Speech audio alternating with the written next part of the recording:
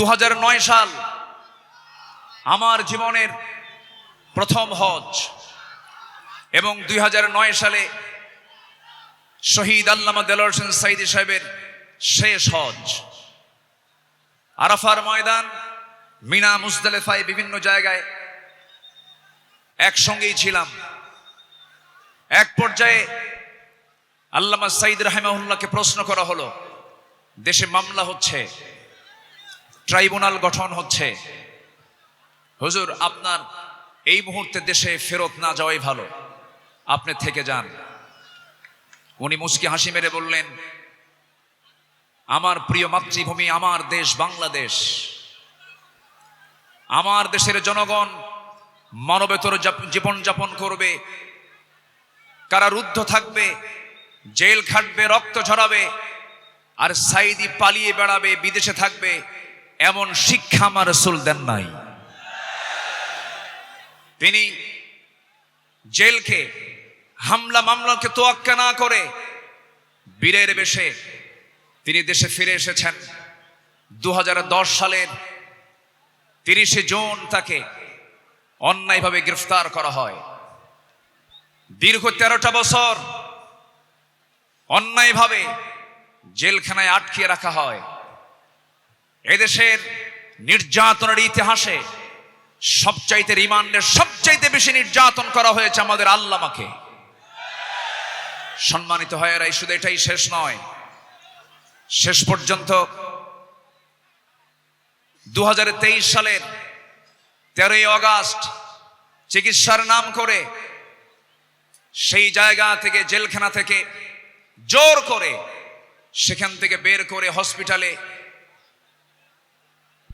তাকে ষড়যন্ত্রের মধ্য দিয়ে ইমাম আবু হানিফার ওই একই পদ্ধতিতে বিষ প্রয়োগের মধ্য দিয়ে পয়জনিং করে তাকে শহীদ করা হয়েছে।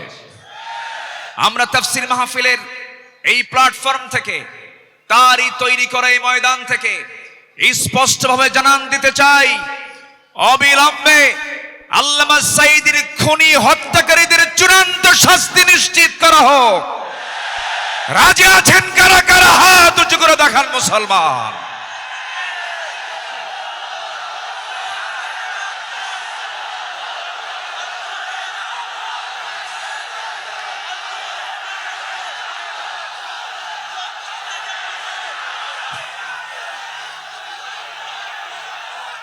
আল্লাহ কবুল করুন, জোরে বলি আমিন।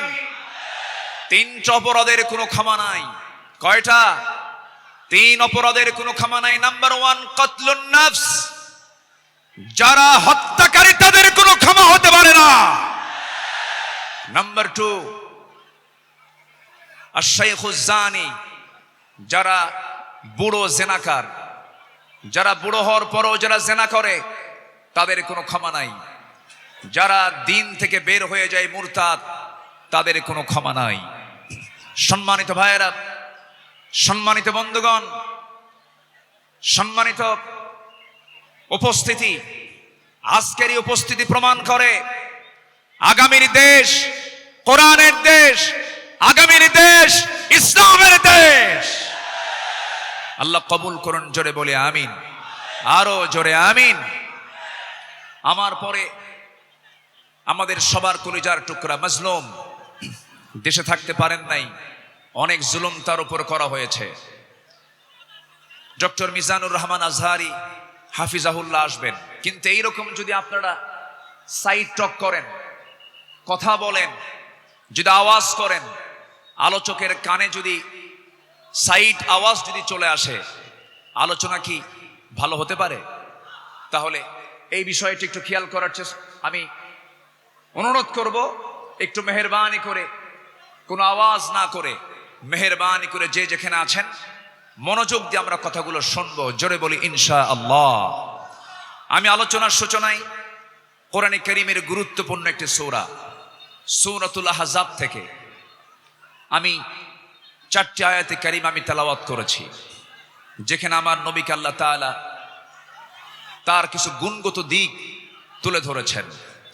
এই পৃথিবীতে যত নবী এসেছেন, সকল নবীর ভিতরে সবচাইতে বেশি সম্মানিত নবী হচ্ছেন মুহাম্মদুর রাসূলুল্লাহ। জোরে বলুন মুহাম্মদুর রাসূলুল্লাহ। আল্লাহ তাআলা তার রাসূলকে নাম ধরে ডাকতে পারতেন, কিন্তু নাম ধরে ডাকেন নাই। কি সম্মান দিয়েছেন! আমার নবীর সম্মানটা কত! আল্লাহ রাব্বুল আলামিন অন্য নবীদের নাম ধরে ডেকেছেন, ডাক দিয়েছেন। আল্লাহ রাব্বুল আলামিন বলছেন, ইয়া আদামু উসকুন আনতা ওয়া যাওজুকাল জান্নাহ। ডাক দিয়েছেন, ওয়া মা তিলকা বিয়ামিনিকা ইয়া মূসা। ডাক দিয়েছেন, ইয়া ইয়াহইয়া খুযিল কিতাবা বিকুওয়া। আল্লাহ তাআলা সব নবীকে হরফে নিদা প্রয়োগ করে ডাক দিয়েছেন, কিন্তু একটা বারের জন্য আমার রাসূলকে নাম ধরে ডাকলেন না, অথচ কোরআন তার উপরে নাজিল হয়েছে। আল্লাহ রাব্বুল আলামিন যেখানেই তার নামটা নিয়েছেন সেখানেই তার গুণটা বর্ণনা করেছেন। এক জায়গায় বলছেন মুহাম্মাদুর রাসূলুল্লাহ ওয়াল্লাযীনা মাআহু আশিদ্দাউ আলাল কুফফারি রুহামাউ বাইনাহুম তারাহুম রুকআ সুজ্জাদান ইয়াবতাগুনা ফাদলাম মিনাল্লাহি ওয়া রিদওয়ানা سيماهم في وجوههم من أثر السجود জোরে বলুন আল্লাহু আকবার। আরেক জায়গায় আল্লাহ রাব্বুল আলামিন তার নাম নিয়ে বলছেন, ওয়া মা মুহাম্মাদুন ইল্লা রাসূল قد خلت من قبله الرسل। কিন্তু আল্লাহ রাব্বুল আলামিন কোথাও নামকে সম্বোধন করে ডাক দেন নাই।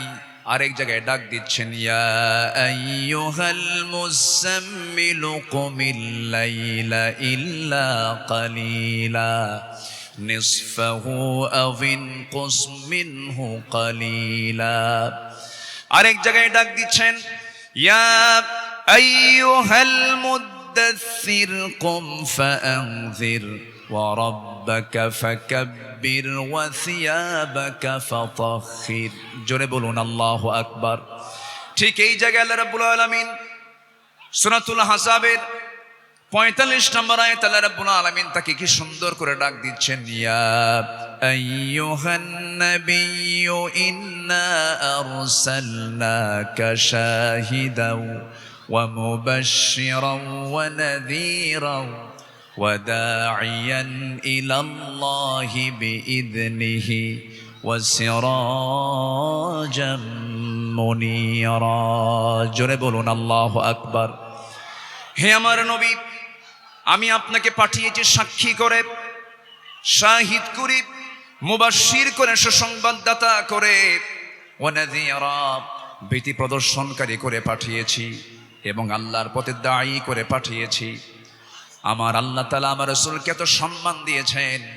দুঃখজনক হলো সত্য, বিগত 16 বছর শুধু আলেমদের উপরে নির্যাতন হয়েছে তা নয়, আমার রাসূলকে নিয়ে বাজে কটূক্তি পর্যন্ত করা হয়েছে। ঠিক কিনা? রাসূলকে নিয়ে অনেক কটূক্তিও করেছে বিভিন্ন ব্লগাররা। আমার দেশে কিছু বুদ্ধিজীবী আছে যাদের কাজই হলো ইসলাম নিয়ে বাজে কথা বলা, রাসূলকে নিয়ে বাজে কথা বলা।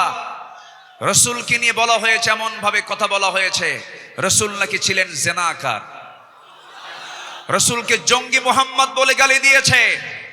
ওরা 16 বছর আমাদের তালিকা করেছে, আমরা এখন নাস্তিকদের তালিকা করতে চাই।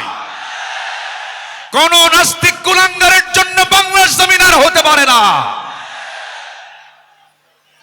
সম্মানিত ভাইয়েরা, সম্মানিত বন্ধুগণ, আল্লামা সাঈদীর ফাঁসি রায় দিয়ে এক কুলাঙ্গার বিচারপতি, কি নাম? হ্যাঁ, মানিক। হ্যাঁ, 2 বছর আগে, বছর 2 আগে আমার নামেও তালিকা করেছিল, 116 জন আলেমের তালিকা করেছিল। 2 বছর পার হয় নাই, আল্লাহ তাআলা তার উপযুক্ত জবাব দিয়ে দিয়েছেন। বৈষম্য বিরোধী আন্দোলনে যারা অগ্রণী ভূমিকা পালন করেছেন তাদের জন্য দোয়া করতেই হয়। সম্মানিত ভাইয়েরা, এই পেকুয়ার মাটিতে চট্টগ্রাম বিভাগের প্রথম শহীদ হয়েছে এই চট্টগ্রামের এই পেকুয়ার সন্তান শহীদ অসীম। শহীদ অসীমের বাবা আছে কিনা জানি না। তাদের রক্তের বিনিময়ে, তাদের ত্যাগের বিনিময়ে এই বিজয় এসেছে। যুবকরা, তোমরা কোন আদর্শ আর লালন করতে যাবে না। যুবকরা, তোমরা বিজয় পেয়েছো, এই বিজয়কে ধরে রাখার জন্য একটা আদর্শ লালন করতে হবে, সেটা হচ্ছে মুহাম্মদ সাল্লাল্লাহু আলাইহি ওয়াসাল্লাম। তাহলেই সফল হবে। লাকাদ কানা লাকুম ফি রাসূলিল্লাহি উসওয়াতুন হাসানা লিমান কানা ইয়ারজুল্লাহ ওয়াল ইয়াউমাল আখির ওয়া যাকারাল্লাহ কাসীরা। সম্মানিত যুবকরা, আজকের মাহফিলে বেশি যুবকরা, ওই নেতৃত্বের মুখে তোমরা থুতু মারো যে নেতা তোমাকে নামাজের কথা বলে না, যে নেতা তোমাকে পরকালের কথা শোনায় না, যে নেতা তোমার হাতে অস্ত্র তুলে দেয়, যে নেতা তোমার হাতে নারী তুলে দেয়, ইয়াবা তুলে দেয়, মাদক তুলে দেয়, ওই সমস্ত নেতৃত্বের মুখে আমরা জুতা মারি, থুতু মারি। রাজি আছেন কারা কারা? হাত উঁচু করে দেখা।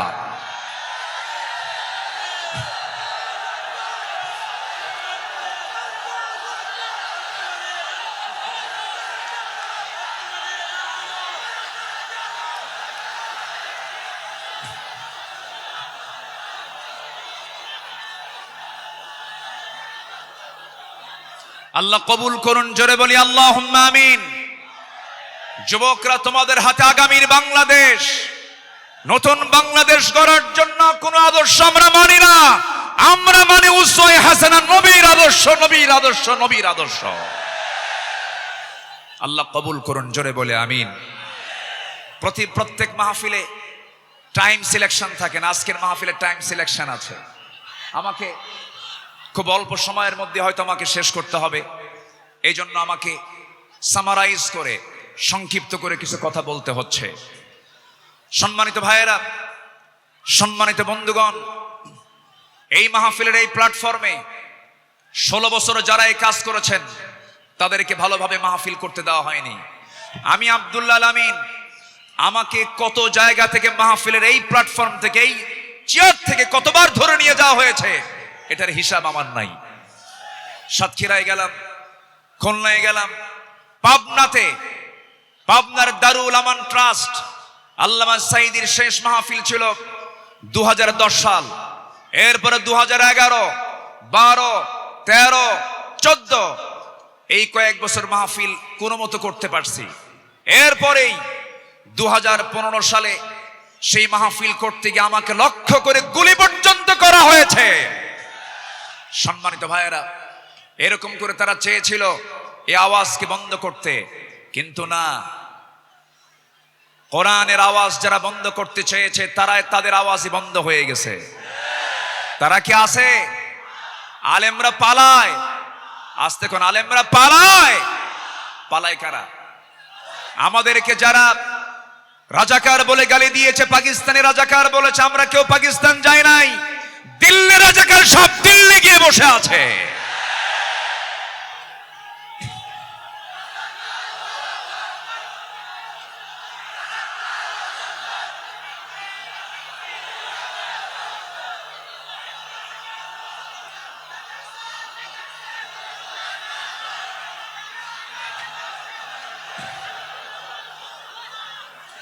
সম্মানিত হাজিরিন, সম্মানিত ভাইয়েরা, তাহলে আমাদের আদর্শ, আমাদের চেতনা, আমাদের মূল নেতা একজন, তিনি হচ্ছেন মুহাম্মাদুর রাসূলুল্লাহ। মুহাম্মাদুর রাসূলুল্লাহ, রাসূলকে আমরা মানবো এক জায়গায় না সব জায়গায়? আসতে বলবেন না, এক জায়গায় না সব জায়গায়?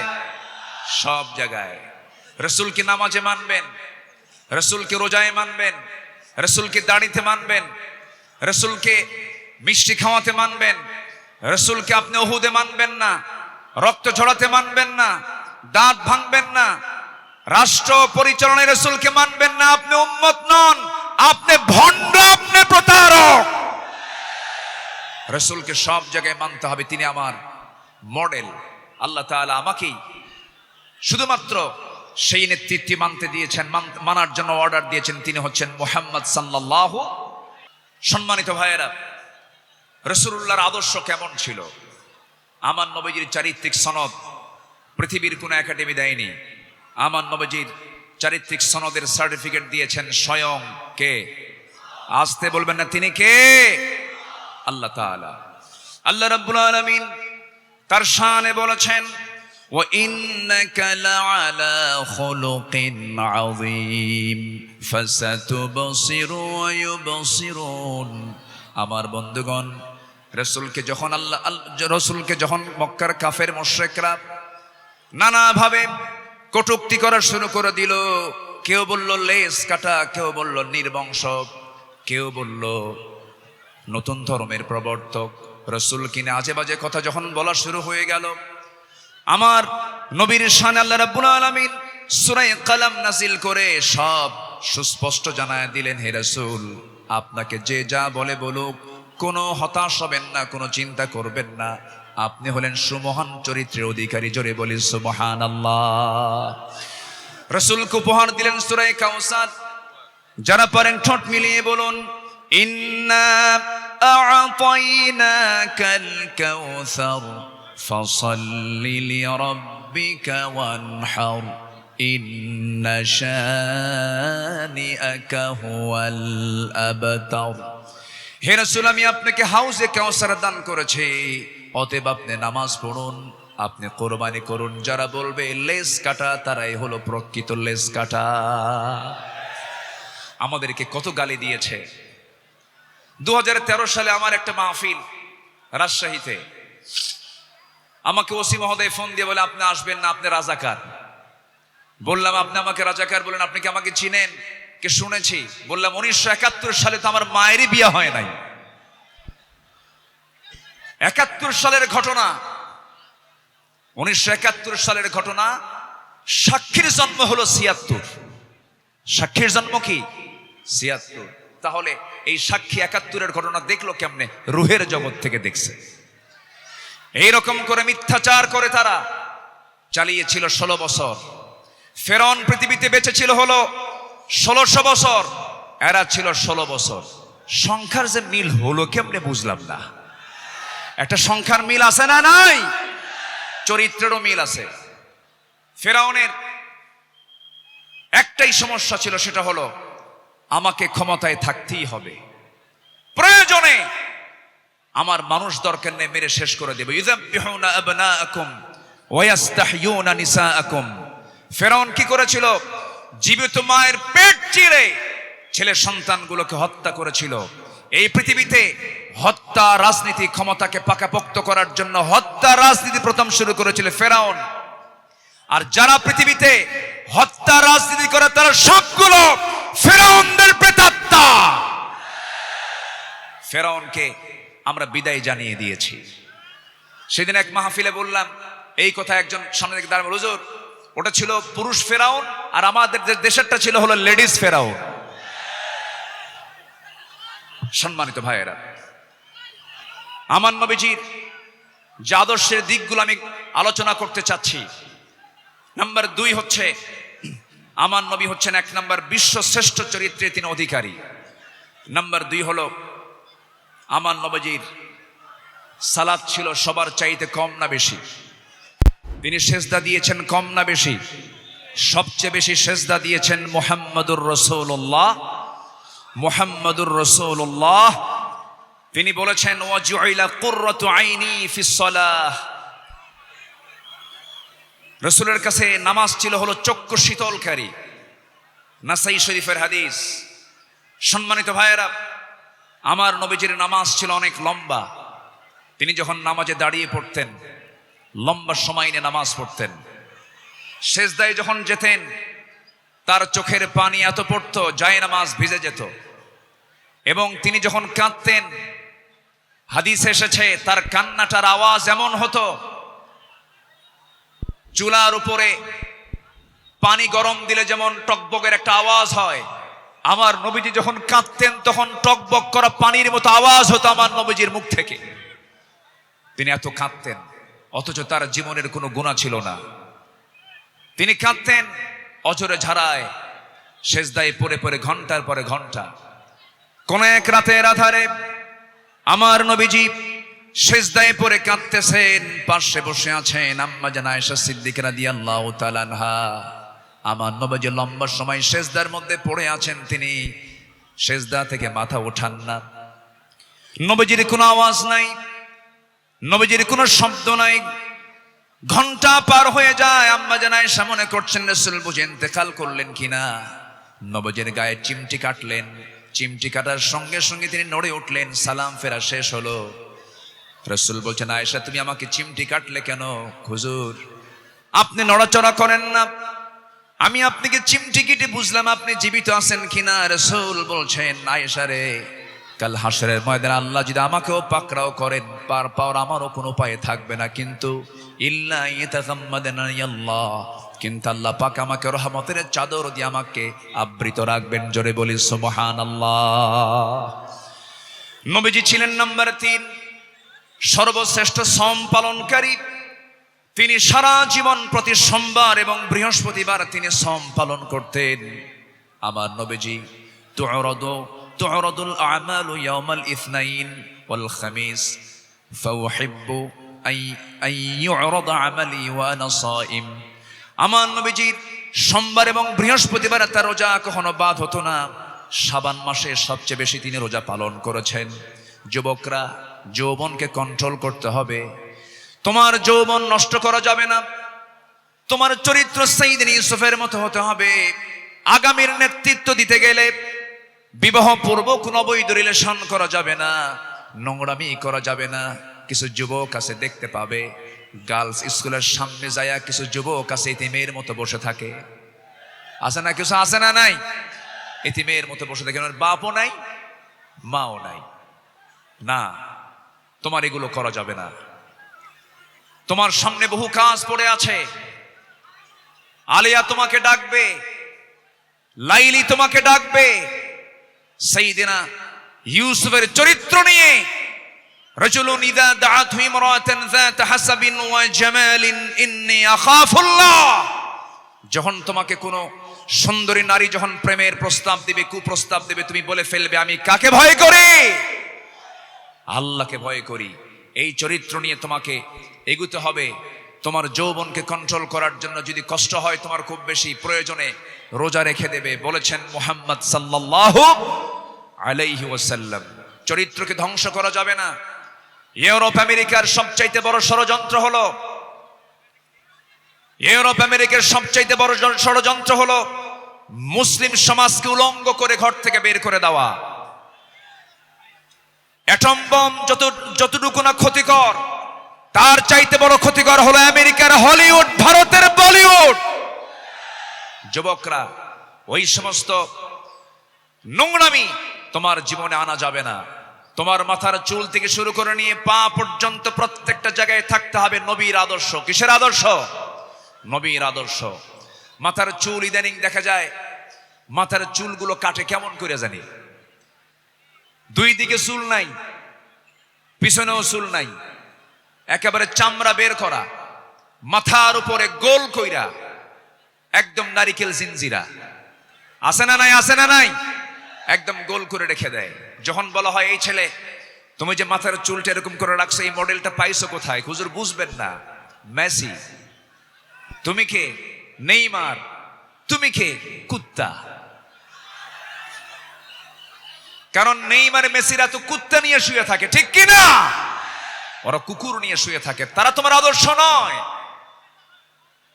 শার্টের সাইজ নেই, প্যান্টের সাইজ নাই, নতুন প্যান্ট কিনে আনে হাঁটু ফাটা। কি আমি কি ভুল বলতেছি? নতুন প্যান্ট কিনে আনে কি ফাটা? হাঁটু ফাটা, হাঁটুতে কাপড় নাই। ওই পোশাক পরে কি নামাজ হবে? আসতে বলো, ওই পোশাক পরে কি নামাজ হবে? হবে না। নামাজ হতে হলে আগে সতরটা ঢাকতে হবে। অনেকদিন আগে এক মসজিদে ঢুকলাম আমি, নামাজ শুরু করব, ঢুকেই তো 2 রাকাত নামাজ। আমাদের দেশে বিভিন্ন মসজিদে লেখা থেকে লাল বাতি জ্বলাকালীন অবস্থায় নামাজ নিষেধ। এটা মানবেন না। আমার নবীজির সুন্নাহ যদি মানেন তাহলে মসজিদে ঢুকেই কয় রাকাত নামাজ পড়েছেন মুহাম্মদ সাল্লাল্লাহু আলাইহি ওয়াসাল্লাম। তো আমি ভিতরে ঢুকে নামাজ শুরু করবো, দেখি সামনে এক যুবক নামাজে দাঁড়াইছে, এরকম একটা প্যান্ট আর শার্ট নিয়া। তো ভাবলাম দেখি ওর নামাজটা আগে দেখি। রুকুতে যখন গেছে, রুকুর ঠেলায় দেখি শার্ট উপরে, প্যান্টটা নিচের দিকে, মাঝখানে ফাঁকা। তো ভাবলাম এই তো রুকুর হাল, সেজদায় যে কি হবে আল্লাহ জানে। সেজদায় যখন গেছে তখন দেখি প্যান্ট খুলে আন্ডার প্যান্ট বের হইছে। এই হলো পোশাকের হাল। এই জাতীয় কোনো পোশাক যুবকরা পরবে না। তোমার সূরত এবং সিরাত হতে হবে নবীর আদর্শে উজ্জীবিত, নবীর আদর্শের মতো হতে হবে, নবীর আদর্শকে লালন করতে হবে। সম্মানিত ভাইয়েরা, নাম্বার 4, আমার নবী ছিলেন অশেষ দানশীলতার শ্রেষ্ঠ একটা উদাহরণ। তিনি বেহিসাবি দান করতেন, কিচ্ছু রাখতেন না, সব দিয়ে দিতেন দিন প্রতিষ্ঠার সংগ্রামে। রাসূল যেদিন মারা যাবেন, আমার নবীজির ইন্তেকালের সময় হয়ে গেল, নবীজি দুনিয়া থেকে বিদায় নেবেন। আম্মা জান আয়েশার উরুর উপরে মাথা রেখেছেন। নবীজি যে কোনো মুহূর্তে দুনিয়া থেকে বিদায় নেবেন। এমন সময় বলছেন, আয়েশা রে, আমি মনে হয় দুনিয়া থেকে বিদায় নেব, আমার মনে হয় বিদায় লগনটা চলে আসছে, যে কোনো মুহূর্তে মালাকুল মউত চলে আসবে। দেখো তো আমার ঘরের মধ্যে কোনো কিছু আছে নাকি। গোটা ঘর তালাশ করে কয়েকটা স্বর্ণের টুকরা বের হলো। আমার নবীজি হাতের তালুতে নিয়ে বললেন, আয়েশা, এতটুকুন সম্পদ আমি রাখতে চাই না, এতটুকুন সম্পদ আমি একামতে দিনের কাজে আমি দান করে দুনিয়া থেকে বিদায় হতে চাই। আমার নবীজি 2 হাতে দান করেছেন। নাম্বার 5 হলো পৃথিবীর সবচেয়ে শ্রেষ্ঠ সৎ প্রেমময় এবং সৎ ন্যায়পরায়ণ স্বামী ছিলেন। আম্মা জান আয়েশা বলেন, রাসূল আমাকে এত পরিমাণ ভালোবেসেছেন। রাসূল বলেছেন, শরীর খাবার যেমন শ্রেষ্ঠ, আমার স্ত্রী হলো সবার মধ্যে শ্রেষ্ঠ। আমি আয়েশাকে দারুণ ভালোবাসি। আমার নবীজি একজন আদর্শ স্বামী ছিলেন, শ্রেষ্ঠ স্বামী ছিলেন। আমার নবীজির চারিত্রিক গুণ নিয়ে যদি আমরা আলোচনা করতে যাই, গোটা রাতেও শেষ হবে না, কেউ কোনোদিন শেষও করতে পারবে না, কারণ তার চারিত্রিক সনদ আল্লাহ পাক নিজে দিয়েছেন। আর তার চরিত্র হলো কানা খুলুকুহুল কোরআন, তার চরিত্রই হলো কোরআনে কারীম। জোরে বলি সুবহানাল্লাহ। আমার নবী নাম্বার 6, তিনি ছিলেন একজন অলংকারিত শ্রেষ্ঠ বাবা। এমন বাবা পৃথিবীতে আর খুঁজে পাওয়া যাবে না। রাসূল 4 মেয়ের বাপ ছিলেন। কয় মেয়ের বাপ ছিলেন বলেন? আস্তে কয় মেয়ের বাপ ছিলেন? আল্লাহ পাক আমাকেও আপনাদের দোয়ায় 4টা মেয়ের বাবা আমাকে বানিয়েছেন।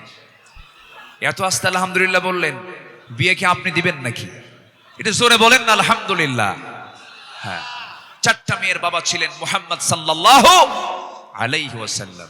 নবীজি মেয়েদেরকে বিয়ে দিয়েছেন। সাইয়েদনা ওসমানকে মেয়ে দিয়েছেন, আবার সাইয়েদনা আলীকেও মেয়ে দিয়েছেন। একজনকে দিয়েছেন ধনী ছেলের সাথে, আরেকজনকে দিয়েছেন গরিব ছেলের সাথে। রাসূল কি ব্যালেন্স করেছেন। সবচেয়ে প্রিয়, সবচেয়ে আদরের দুলালি ফাতিমাকে গরিব ছেলের সঙ্গে বিয়ে দিয়েছেন। বিয়ে যেদিন দিলেন, রাসূল বললেন, ও ফাতিমা, আমি তোমাকে এমন স্বামী তোমার হাতে তুলে দিলাম, এমন স্বামী আমি তোমাকে দিলাম, যার সম্পদ নাই, টাকা নাই, পয়সা নাই, ঘর নাই, বাড়ি নাই, কিচ্ছু নাই, কিন্তু মাথা থেকে পা পর্যন্ত তাকওয়া দিয়ে ভরা। জোরে বলে সুবহানাল্লাহ। এমন স্বামী তোমাকে দিলাম। চলে যাও বাবার ঘর থেকে স্বামীর ঘরে, স্বামীর ঘরে গিয়ে করে খাও। মৃত্যুর দিন পর্যন্ত যেন স্বামীর বিরুদ্ধে একটা নালিশ আমার কানে না আসে। এই কথা বলে বিদায় দিয়ে দিলেন। আমার নবীজি 3 দিন পার হয় নাই, ফাতিমাকে না দেখলে তিনি অস্থির হয়ে যেতেন। আমার ফাতিমা কোথায় গেল, আমার ফাতিমা কোথায় গেল। আমার নবীর ঘরে একদিন ফাতিমা আসলেন। বসে বসে তিনি সালাত আদায় করছেন। রাসূল বলছেন, ফাতিমা, বসে বসে নামাজ পড়া তো তোমার ঠিক নয়, তুমি তো যুবতী মানুষ। এবার তিনি বলছেন, আব্বা জান, আমিও জান আমি বসে বসে নামাজ পড়ি না, কিন্তু দাঁড়িয়ে দাঁড়িয়ে নামাজ পড়ার হেতু হলো, আমি যে দাঁড়িয়ে দাঁড়িয়ে নামাজ পড়ব, আমার গায়ে যে জামাটা দেখতে পাচ্ছেন বাবা, এর পিছনের একটা অংশ তালিযুক্ত অংশ আছে। আমি যদি দাঁড়িয়ে থেকে নামাজ আদায় করতে যাই, আপনার চোখে এই তালি অংশটুকু পড়তে পারে। আপনি হয়তো আমার স্বামীর ব্যাপারে নেগেটিভ সেন্স আনতে পারেন, হারে আমার মেয়ে কালী, কাপড়ে কষ্ট দেয়, আমার স্বামীর এতটুকুন দুর্নাম প্রকাশ পেয়ে যাক, আমি এটা চাই নাই বলে আমি বসে বসে নামাজ আদায় করছি। জোরে বলি সুবহানাল্লাহ।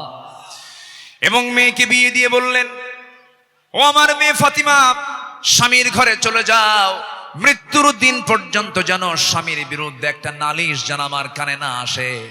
সংসার করে খাও, বিয়ের পরে বাবার ঘরের চাইতে শ্রেষ্ঠ ঘর হলো স্বামীর ঘর, স্বামীর ঘরে করে খাও। কিন্তু আজকের বাপরা কি তা কয়? আজকের বাপরা কি কয় জানেন? মেয়ে বিয়ে দিয়ে কয়, মা চলে যা স্বামীর ঘরে, যদি কিছু বলে শুধু ফোন দিবি, খাইয়া ফালামো। ঠিক আছে না? না, এই আচরণ করা ঠিক নয়। আমার নবীজি একদিন বসে আছেন, ফাতিমা রাদিয়াল্লাহু তাআলা আনহা তিনি তার আব্বার সঙ্গে দেখা করার জন্য আসছেন। এসে বলছেন, আব্বা আপনি হলেন রাষ্ট্রপ্রধান, আপনি যা বলবেন তাই হয়ে যাবে। আমি অভিযোগ নিয়ে আসি না, স্বামীর সঙ্গে পরামর্শ করে এসেছি। আমরা যে ঘরে থাকি ভাড়ার ঘর, মেঝেটা কাঁচা, গায়ে পায়ে কাপড়ে ময়লা লেগে যায়। আপনার দুইটা নাতি হাসান হোসাইন, এদেরকে নিয়ে আমি সামলাতে পারি না। দেখুন তো একটা খাদেম নিযুক্ত করা যায় নাকি, একটা কাজের মানুষ নিযুক্ত করা যায় নাকি? আমার রাসূল বলছেন, ও আমার কলিজার টুকরা মেয়ে ফাতিমা, এদিকে আসো। তোমার বাবা তার নিজের কাপড় নিজে ধৌত করে, নিজের ঘর নিজে ঝাড় দেয়। তোমার পিতা কারো সাহায্য নেয় না তার ব্যক্তিগত কাজের ক্ষেত্রে। আমি চাই আমার মেয়ে ফাতিমা তুমি এমনই থেকে যাও, দুনিয়াটাকে বড় করার চেষ্টা করো না ফাতিমা। আমি তোমাকে একটা আমল শেখায় দিচ্ছি, তুমি যাও সে আমলটা করো। সুবহানাল্লাহ, আলহামদুলিল্লাহ, আল্লাহু আকবার 33, 34 বার করে সকাল সন্ধ্যা পড়বে। আমার আল্লাহ তোমার সমস্ত কাজের জিম্মাদার হয়ে যাবেন। জোরে বলি সুবহানাল্লাহ। আমার বন্ধুগণ, নাম্বার 7 হলো রাষ্ট্রে প্রথম মসজিদ প্রতিষ্ঠা তিনি করেছেন, ইসলামী সংস্কৃতি প্রতিষ্ঠা করেছেন। নাম্বার 8 হলো বিশ্ববাসীর জন্য তিনি প্রেরিত কোরআনের প্রথম এবং শ্রেষ্ঠ প্রধান শিক্ষক তিনি। ইন্নামা বুইসতু মুআল্লিমান বুইসতু লিউতাম্মিমা মাকারিমাল আখলাক। রাসূল বলেন, আমি পৃথিবীতে প্রেরিত হয়েছি মানুষের চারিত্রিক মানকে তার চূড়ান্ত শিখরে পৌঁছে দেবার জন্য। জোরে বলি সুবহানাল্লাহ। নাম্বার 9 হলো যুদ্ধের ময়দানে তিনি ছিলেন অগ্রগামী, সাহসী একজন নেতা। বদর, উহুদ, খন্দক, এই সমস্ত যুদ্ধ তার প্রমাণ। প্রতিটা যুদ্ধে আমার নবী যে সবার পেছনে না সবার আগে, সবার পেছনে না সবার আগে, সবার আগে। সবচেয়ে মার খেয়েছেন উহুদের ময়দানে, সবচাইতে বেশি রক্ত ঝরিয়েছেন মুহাম্মদুর রাসূলুল্লাহ, মুহাম্মদুর রাসূলুল্লাহ সাল্লাল্লাহু আলাইহি ওয়াসাল্লাম। নাম্বার 10, সময় তো অল্প, আমাকে সংক্ষিপ্ত করে বলতে হচ্ছে। নাম্বার 10, সর্বদা তওবার জন্য অস্থির চিত্তের অধিকারী, অস্থির মনের অধিকারী। সর্বদা তিনি তওবা করতেন এবং তিনি বলতেন, তুবু ইলাল্লাহ ফাইন্নী আতুবু ফিল ইয়াউমি মিআতা মাররা। ও আমার সাহাবীরা, তোমরা বেশি করে তওবা করো, আমি বিশ্বনবী সারাদিনে 100 বারেরও বেশি বার তওবা করি। আল্লাহু আকবার। এই আমলগুলো আল্লাহ পাক সবাইকে করার তৌফিক দান করুন। জোরে বলি আমিন। নাম্বার 11, এই পৃথিবীতে সবচাইতে বড় জাকির ছিলেন, সবচাইতে বেশি তিনি জিকির করানেওয়ালা ছিলেন মুহাম্মদ সাল্লাল্লাহু আলাইহি ওয়াসাল্লাম। তিনি বলেছেন, মান ক্বালা সুবহানাল্লাহ ওয়া বিহামদিহি ফি ইয়াউমিন মিআতিন মাররাতিন হুত্তাত খাতায়াহু। যদি কেউ 100 বার সুবহানাল্লাহ ওয়া বিহামদিহি এটা যদি বলতে পারে, তাহলে সমুদ্রের ফেনা পরিমাণও যদি গুনাহ হয়, সেই গুনাহ আল্লাহ পাক তার জীবন থেকে সাফ করে দিবেন। রাসূল তার জিহ্বা সর্বক্ষণ কার জিকিরে ব্যস্ত থাকতো? আসতে বলবেন, কার জিকিরে ব্যস্ত থাকতো? আল্লাহর জিকিরে। নাম্বার 12 হলো ধৈর্যশীলতার জীবন্ত উদাহরণ ছিলেন মুহাম্মদুর রাসূলুল্লাহ সাল্লাল্লাহু আলাইহি সাল্লাম। ধৈর্য কাকে বলে, ধৈর্য কি, তার বাস্তব প্রমাণ হচ্ছেন মুহাম্মদ সাল্লাল্লাহু আলাইহি ওয়াসাল্লাম। মক্কার 13টা বছর তিনি মার খেয়েছেন, কত নির্যাতন সহ্য করেছেন, কত অত্যাচার তিনি সহ্য করেছেন। মক্কার 13 বছরের সাহাবা কেরামকে মেরে মেরে রক্তাক্ত করেছে। খাব্বাবকে মেরে জ্বলন্ত অঙ্গার পিঠের মধ্যে ঢুকে গেছে, চর্বি দিয়ে অঙ্গার নিভে গেছে, তবুও তাদের মুখ থেকে একবারের জন্য বাদ যায়নি লা ইলাহা ইল্লাল্লাহ। কি ধৈর্যশীলতার তিনি পিরামিড ছিলেন, ধৈর্যের এক পিরামিড ছিলেন মুহাম্মদ সাল্লাল্লাহু আলাইহি ওয়াসাল্লাম। মক্কার মাটিতে নির্যাতন করা হয়েছে, সাহাবে কেরামদের উপরে অমানবিক পাশবিক অত্যাচার করা হয়েছে, কিন্তু এক চুল পরিমাণ তারা নড়েন নাই। বেলালের কথা কে না জানেন, সুমাইয়ার কথা কে না জানেন, ইয়াসার পরিবারের কথা কে না জানেন। এই সমস্ত সাহাবে কেরামের রক্তদানের মধ্য দিয়ে দিন কায়েম হয়েছে। সম্মানিত ভাইয়েরা, দিন কায়েমের জন্য যদি ধৈর্যের পরিচয় দিয়ে 13 বছর মক্কায় মার খেয়ে মদিনার 10 বছরে যদি সাহাবে কেরামের জীবন দিতে হয়, আমার নবীজির দান্দান মোবারক শহীদ করতে হয়, কোমর যদি হারাতে হয়, আমার নবীজির মাথা থেকে পা পর্যন্ত অসংখ্য আঘাতের চিহ্ন যদি বহন করতে হয় নবীজির জীবন থেকে, সেই দিন কায়েমের জন্য আগামীর বাংলাদেশ আমরা দিন প্রতিষ্ঠার জন্য যদি আমাদের রক্ত দিতে হয়, জীবন দিতে হয়, সেই নবীর পন্থায় কি জানমাল কোরবান দিতে রাজি আছেন? রাজি আছেন কারা কারা? হাত উঁচু করে আল্লাহকে সাক্ষী রেখে দেখায় দেন।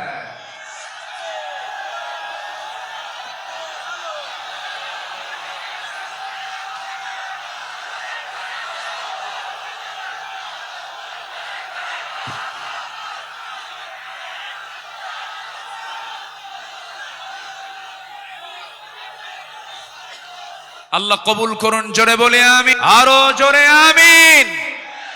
ভাইরে, জীবন দেওয়া তো সস্তা না, যত রক্ত লাগে দেব, প্রয়োজনে লোক পাঠাবো, আমি যাব না। এই চরিত্রের মুনাফিক আমার দেশে আছে না নাই? আবু সাইদরা জীবন দেয়, আমার দেশের কিছু মুফতিরা ফতুয়া দেয়, ও তো শহীদ হয় নাই। হ্যাঁ, আবু সাইদরা জীবন দেয়, শহীদ অসীমরা জীবন দেয়, আমার দেশের কিছু ফতুয়া সন্ত্রাস, এগুলো ফতুয়া সন্ত্রাস। আরে ফতুয়া দেও নাকি শহীদ হয় নাই, তুমি কোন কসু করছো? আমার দেশে 16 বছর অনেক ওলামা, অনেক আলেম আমার দেশে অবস্থান করছেন, এখনো আছেন। বিগত 16 বছর তাদের উপর একটা মামলা তো দূরের কথা, একটা আচরও গায়ে লাগে নাই। দেশ যখন পট পরিবর্তন হয়েছে, চোরের মায়ের বড় গলা। মুনাফিক চেনা যায় নামাজে নয়, মুনাফিক চেনা যায় রোজায় নয়, মুনাফিক চেনা যায় সূরাতে নয়, মুনাফিক চেনা যায় হলো ময়দানে, মাঠে, জিহাদের প্রান্তরে। সম্মানিত ভাইয়েরা, আমার সময় ফুরিয়ে যাচ্ছে, আমি যে কোনো মুহূর্তে শেষ করে দেব। আজকের মাহফিলের আরো কাঙ্ক্ষিত মেহমান আছেন, বিশেষ করে আমার পরপরই আসছে নাকি?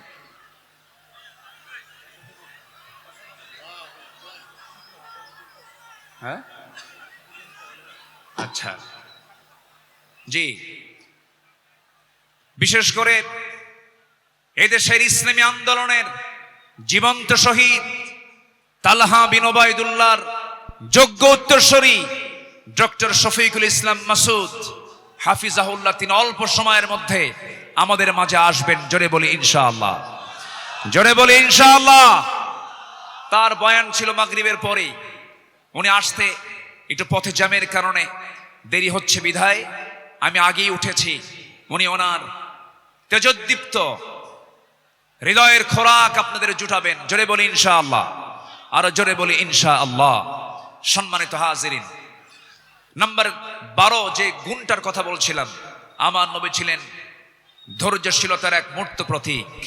তায়েফের ময়দানে গিয়ে রাসূল দাওয়াত দিতে গিয়ে ফুল পেয়েছেন না পাথর পেয়েছেন? আস্তে কয়, ফুল পেয়েছেন না পাথর পেয়েছেন? পাথর পেয়েছেন। আমার নবীজি মক্কার মাটিতে দাওয়াত দিতে গিয়ে নবীর বিরুদ্ধে মামলা হয়েছে, হামলা হয়েছে, নির্যাতন হয়েছে, আঘাত করা হয়েছে, রক্তাক্ত করা হয়েছে। রাসূল 13 বছর মার খেয়েছেন, কিন্তু মদিনায় আসার পরে তিনি শুধু মার খান নাই, মার দিয়েছেন। এখান থেকে প্রমাণ হয় মায়ের খাওয়া যেমন সুন্নাত, মায়ের দেওয়া তেমন সুন্নাত। প্রয়োজনে বাতিল বাতিল শক্তিকে আঘাত করার জন্য মায়ের দিতে হবে। রাজি আছেন কারা কারা? হাত উঁচু করে দেখান।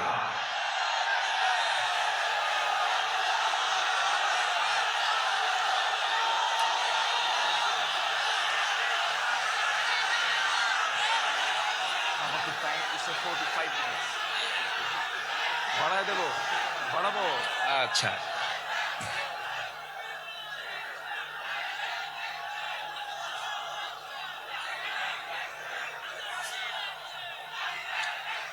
যে আমি তো দাঁড়াতে বলিনি ভাই। আপনি দাঁড়িয়ে আছেন, আরেক ভাইয়ের কষ্ট হচ্ছে। একজন দাঁড়িয়ে আছেন, আরেক ভাইয়ের কষ্ট হচ্ছে। আপনি কি কষ্ট দিতে চান? এই মুহূর্তে বসে পড়ুন, বসুন। আমি জানি আপনি দাঁড়াইছেন কেন, কোমর লেগে গেছিল। আর কতক্ষণ থাকা যায়? প্রচন্ড ধৈর্যশীলতার পরিচয় দিচ্ছেন আপনারা। এদিকে আমার আলোচনা চলতেছে, 12 নম্বর হলো ধৈর্যশীলতা।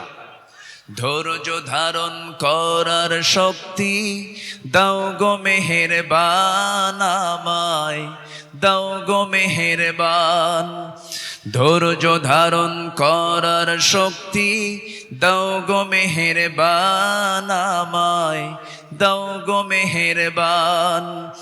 বুকের ভেতর ব্যথার নদী বইছে অবিরাম, বইছে অবিরাম। ধৈর্য ধারণ করার শক্তি দাও গো মেহেরবান, আমায় দাও গো মেহেরবান। জোরে বলি আমিন, আরো জোরে আমিন। নম্বর 13 হলো সৎ নেতৃত্ব এবং ন্যায় বিচারে উজ্জ্বল দৃষ্টান্ত রেখেছেন মুহাম্মদুর রাসূলুল্লাহ সাল্লাল্লাহু আলাইহি সাল্লাম। সবার কম বেশি জানা আছে, আমার নবীজির কাছে এক সম্ভ্রান্ত মহিলা চুরির প্রমাণ মিলেছে। নবীর কাছে রিপোর্ট এসেছে। রাসূল বললেন, তোমরা এই মহিলাকে নিয়ে যাও, কোনো কথা নেই। ইসলামের যে সিদ্ধান্ত হাত কেটে ফেলা, ফাকতাউ আইদিয়াহুমা, আস-সারিকু ওয়াস-সারিকাতু ফাকতাউ আইদিয়াহুমা, কোনো কথা নেই, চুন্নি হলেও হাত কেটে দিতে হবে। সেই সম্ভ্রান্ত পরিবারের সদস্যবৃন্দ সাইয়েদনা ওমর ফারুকের কাছে গেলেন, গিয়ে বলতেছে, সাইয়েদনা ওমর, আপনি যদি একটু সুপারিশ করতেন, হয়তো আমাদের রাসূল একটু এখানে ক্ষমার দৃষ্টিতে দেখতেন, লঘু শাস্তি দিতেন। সাইয়েদনা ওমর ফারুক যখন তার কাছে গিয়ে বললেন, ইয়া রাসূলুল্লাহ, সম্ভ্রান্ত পরিবারের মেয়ে, দেখুন তো একটু এই জায়গায় শাস্তিটাকে কমিয়ে লঘু করা যায় কিনা। আমার নবীজির চেহারা রক্তিম আকার ধারণ করলো, নবীজির চেহারা লাল বর্ণ আকার ধারণ করলো। নবীজি এবার বলছেন, ওমর, তোমার দারাজ কণ্ঠ কোথায় গেল? তোমার আওয়াজ তো খুব স্লো হয়ে গেছে, তুমি এমন দারাজ কণ্ঠ তোমার হারিয়ে গেল কেন? ওমর, তুমি আমাকে যে প্রস্তাব দিতে এসেছ, আমি তোমাকে স্পষ্ট ভাষায় জানান দিতে চাই।